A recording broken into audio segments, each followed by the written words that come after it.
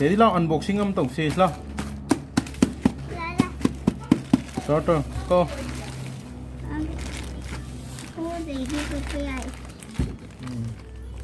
Kalau aku kesalkan. Kayak ini sih kok surprise nih kok.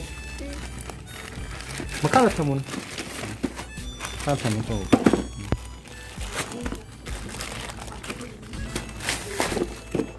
Wow, ngako kayak ini oh. Kayak apa? Kit for curious quoi. Si sẽ experimental với apa? Quân mẹ. Quoi, bắt đầu kìa.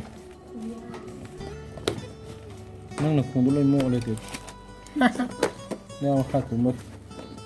Wow. Cái này gì cô? Đó xoắn. Yes. Certificate cái nào itu? Hay là cả tập phòng nào vậy? Certificate of appreciation, proudly appreciated by. Cái này là trong tutorial đó làm gì?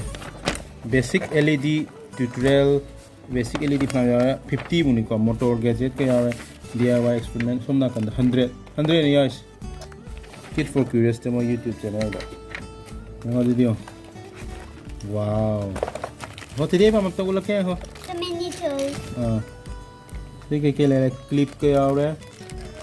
Cái nó không mà mình phát không được bắt đi rồi. Đó, bulb nào đấy. Battery nào đấy. Battery một khăn nào đấy. Wow. Cái gì đấy? Ang sana hay rồi. Hangi. Guidance में खादा.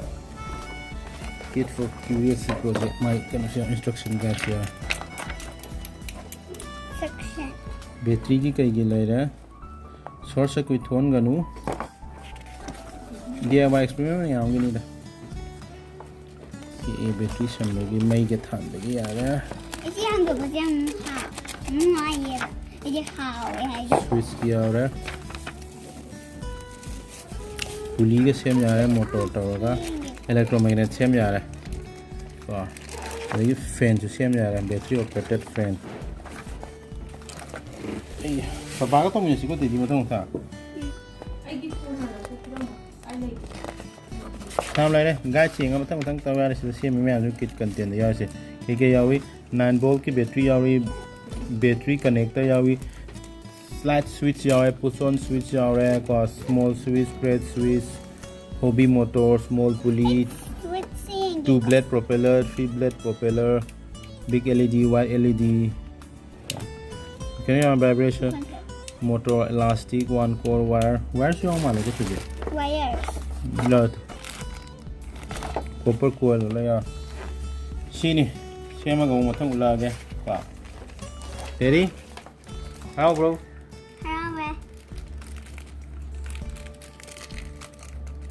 bye bye